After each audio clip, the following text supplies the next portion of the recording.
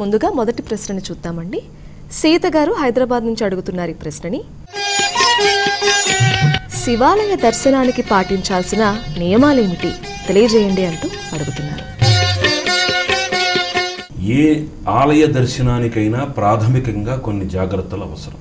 అవి ఏమిటి అంటే, ముఖ్యమైనటువంటిది నిశ్చలమైనటువంటి నిర్మలమైనటువంటి మనస్సు. ఏమిటి మనస్సుతోటి కూడినటువంటి సంబంధం ఏమిటి ఆలయ దర్శనానికి అని ఒక ఆలోచన వస్తుంది.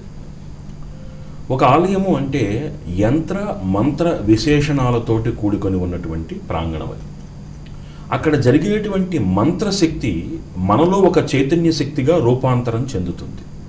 అందుకనే మీరు సినిమా థియేటర్కి వెళ్ళినప్పుడు కలిగేటువంటి వైబ్రేషన్స్కి, ఒక ఆలయానికి వెళ్ళిన తర్వాత కలిగేటువంటి వైబ్రేషన్స్కి తేడా ఉంటుంది.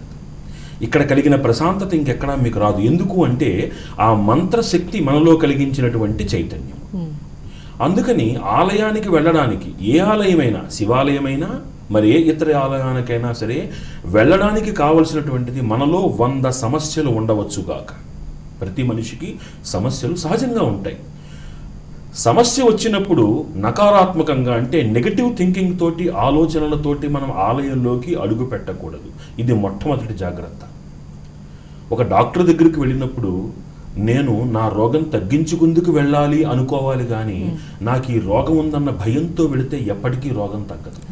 అలాగే ఆలయానికి వెళ్ళినప్పుడు కూడా ఒక సకారాత్మక పాజిటివ్ థింకింగ్తో వెళ్ళాలి. నేను ఈ సమస్య నుంచి గట్టెక్కేలా ఒక దైవీకమైనటువంటి శక్తిని పొందాలి అనేటువంటి ఆలోచన సరళితోటి మనం ఆలయానికి వెళ్ళాలి. రెండవది, స్వచ్ఛతని పాటించాలి. శౌచం ద్వివిధం అని మనకి శంకర భగవత్పాదులు వారు చెప్పారు. మానసిక శౌచము, శారీరక శౌచము. ఇతఃపూర్వం చెప్పింది మానసిక శౌచము అంటే మనస్సు నిర్మలంగా పెట్టుకుని వెళ్ళాలి. దానికి తోడుగా బాహ్య శౌచం కూడా చాలా ముఖ్యం. భగవంతుడు ఎక్కడైనా ఉన్నాడు, ఎలాగైనా ఉన్నాడు అనే వితండవాదనలు పనికిరావు.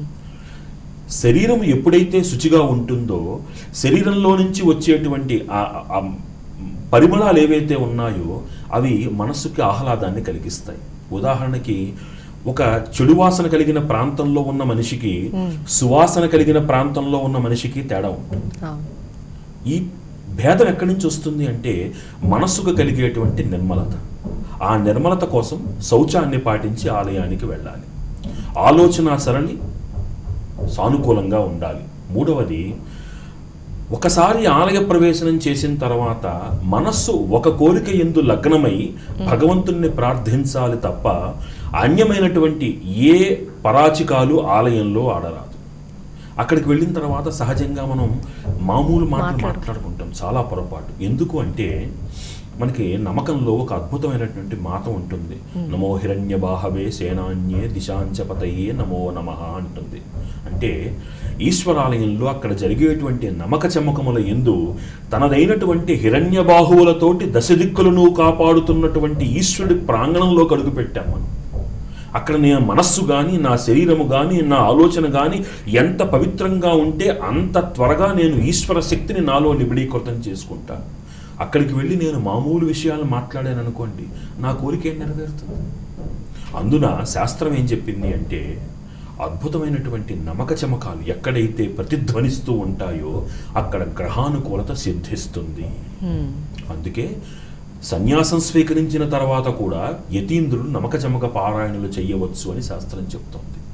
ఆ ఈశ్వరుడు ఆయన లేని ప్రదేశము ఏదీ లేదు అనేటువంటి ఒక మహత్తరమైన నిజాన్ని అర్థం చేసుకునేలా చేసేటువంటిది నమ్మకమైతే, నాకు ఏది ఉంటే నేను ఆనందంగా ఉంటాను అనేటువంటిది తెలియచెప్తున్నది చమకం. అందులో శంచమే మయశ్చమే అని అనువాకం చూస్తే అనమిత్రంచమే, అభయంచమే, సుదినంచమే, శోషాచమే అంటుంది నమక చమకాలు. నాకు భయం లేకుండా చేయగలిగినటువంటి మహత్తరమైన దైవం ఈశ్వరుడు. అనమిత్రంచమే అంటే నాకు ఎవ్వరూ శత్రువులు అనేటువంటి వాళ్ళే లెయ్యకుండా చేయగలిగినటువంటి మహత్తరమైన శక్తి ఈశ్వరుడు. నేను ఈ రోజున నడుస్తున్నటువంటి రోజు నాకు సుషాచమే, ఉషాచమే అంటే ఈరోజు తెల్లవారుజామున అనేటువంటి ఆ సమయం నాకు అనుకూలంగా ఉండేట్టుగా. ఒకరోజు తెల్లవారుజామున నిద్ర లేచిన వెంటనే మీకు ఒక అనుకూలమైనటువంటి వాతావరణం ఉందనుకోండి, ఆ ఆనందము రోజంతా మిమ్మల్ని ఆనందంగా ఉంచుతుంది. అందుకే చూడండి, నిద్ర లేచిన వెంటనే ఏం చేస్తాం? దేవుడికి దండం పెట్టుకుంటాం. లేదా మనకు నచ్చిన వాళ్ళకి దండం పెట్టుకుంటాం. ఎందుకని? మనస్సు ఆహ్లాదంగా ఉంటుంది. ఆ రోజు నిద్ర లేచిన ఉదయం అనుకూలంగా ఉండాలి, ఆ రోజంతా సుదినం అవ్వాలి. అంతటి మహత్తరమైనటువంటి ఆ వేదానువాకాలు ధ్వనించే చోట ఎప్పుడు నిర్మల నిశ్చల తేజోమయమైనటువంటి ఆలోచనలతోటి ఉండడం అనేటువంటిది, ముఖ్యంగా ఈ వేదాంతర్గతమైనటువంటి నమక చమకాలు ప్రతిధ్వనించే ఈశ్వరాలయంలో ఈ జాగ్రత్తలు తీసుకుంటే మనకి శాస్త్రము మంత్రము ఒక మాట చెప్తుంది.